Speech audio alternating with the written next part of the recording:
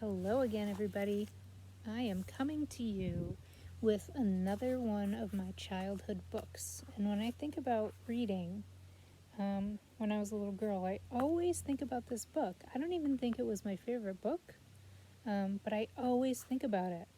There's a lot of ums. So here it is. It's Miss Suzy. This is all about a squirrel.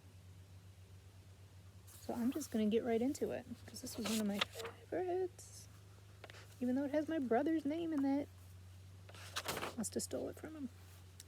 Miss Suzy was a little gray squirrel who lived all by herself in the tip-top of a tall oak tree. She liked to cook, she liked to clean, and she liked to sing while she worked.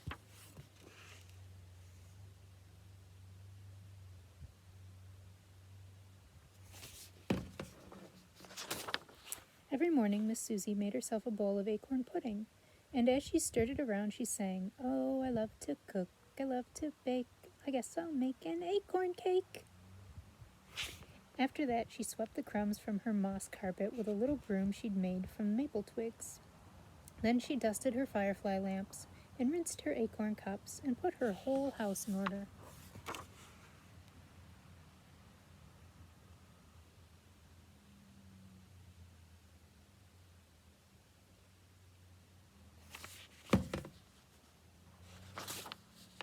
At night, Miss Suzy climbed into her bed and looked through the topmost branches at the sky.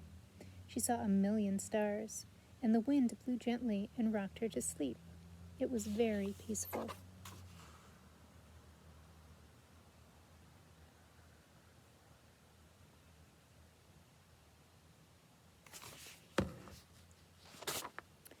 But one day, a band of red squirrels came jumping and chattering to the foot of the tree where Miss Suzy lived.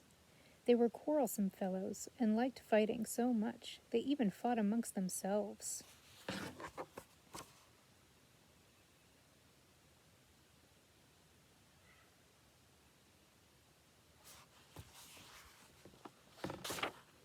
Miss Suzy did not see them because she was in her kitchen, and she did not hear them because she was singing. "I love my house, oh yes sirree, my own little house in my own oak tree." She was just putting her cake in the oven when she looked up and saw a lot of strangers in her doorway. 1, 2, 3, she counted, and 1, 2, 3 more. 6 red squirrels.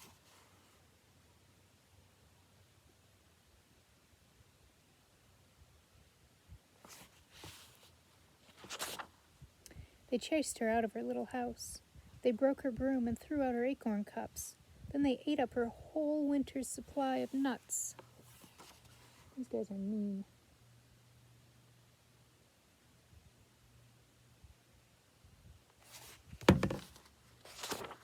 Poor Miss Suzy. She didn't know where to go, and while she stood wondering what to do, it began to rain. She scampered up the nearest tree. It was a maple standing beside an old house. She ran out on a branch and dropped to the roof. The rain came down hard, and her fur was all wet. Shivering and cold, Miss Suzy scrambled down the chimney of the old house and out of a hole in the chimney and into the attic.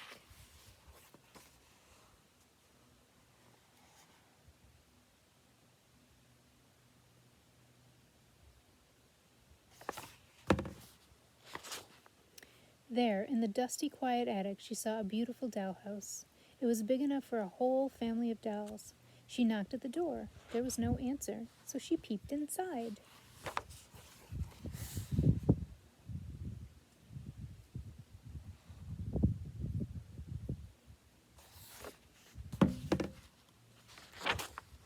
My, what a lovely house, thought Miss Suzy.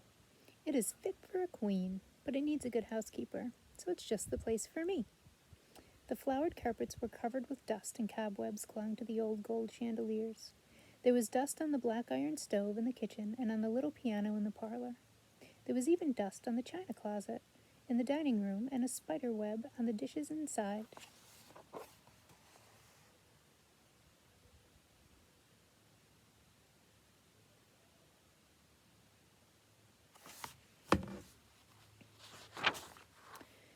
"When it is clean, it will be a good house for the winter," said Miss Suzy to herself. "But what a shame there is no one to share it with me. It is so big." She cleaned the whole first floor. Then she went upstairs and cleaned the bedrooms. Then she climbed into a 4-poster bed and fell asleep.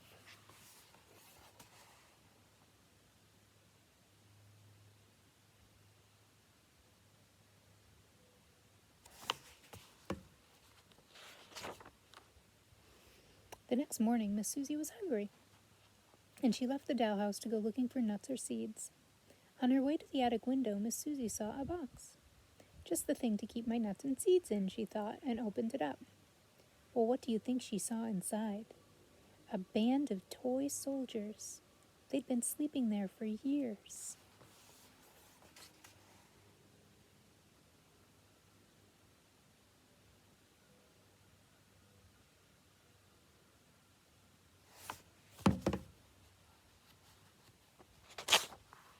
Thanks for setting us free, said the captain. And now I need a place for us to live. Oh, do come stay with me, invited Miss Suzy.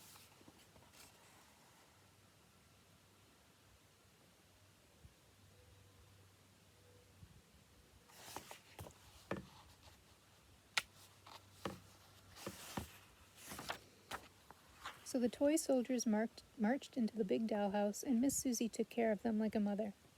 She cooked their meals in the little kitchen and served them in the dining room. At night, she told them stories and tucked them into the 4-poster beds. The soldiers were very happy, and most of the time, Miss Suzy was happy too. But not always. I don't know if anybody is always happy. I think everybody feels all the emotions. Happy, sad, excited, scared, tired. Sometimes she looked at the flowered carpets and the real china dishes and the gold chandelier, and she sighed, thinking of her plain moss carpet and her firefly lamps and her acorn cups. One night in the spring, instead of telling the soldiers a story, she told them about her old home in the oak tree. Then she told them how the red squirrels had come and chased her away, and a tear rolled down her furry cheek. It sounds like Miss Suzy misses her house a lot, her old house.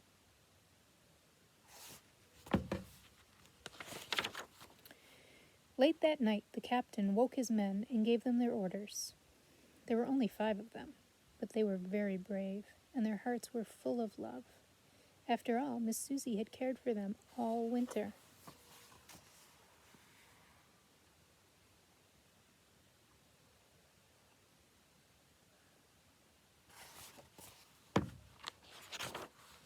They marched up to the oak tree and scaled its trunk. The red squirrels were, as usual, fighting amongst themselves. They were making so much noise that they did not hear the soldiers until it was too late.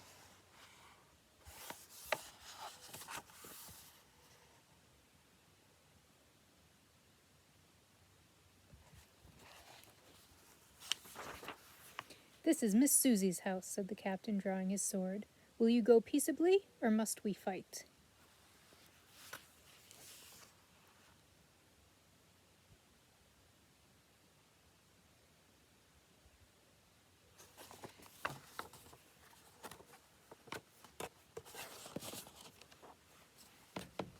These old books don't like me to turn a page. The red squirrels looked at the soldiers with their shining swords and brave faces, and one by one they scurried headfirst down the tree. "And don't come back," shouted the captain.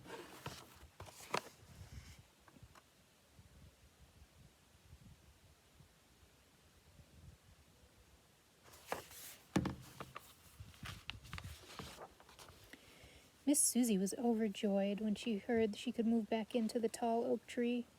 She thanked the toy soldiers and made them promise to come for dinner once every week. Then the soldiers waved goodbye and marched off through the forest, singing merrily.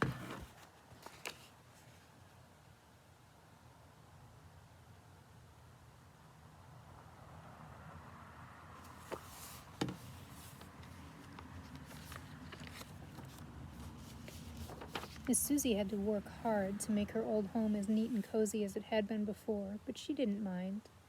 She made a new moss carpet and a new broom, and gathered fresh acorns for cups, and caught 2 fireflies for her lamps. At last, she had everything in order. That night, when she went to bed, she was very tired. But she looked through the branches and she could see 1,000,000 stars. The wind blew gently and rocked the tree like a cradle. It was very peaceful, and Miss Suzy was very happy once more.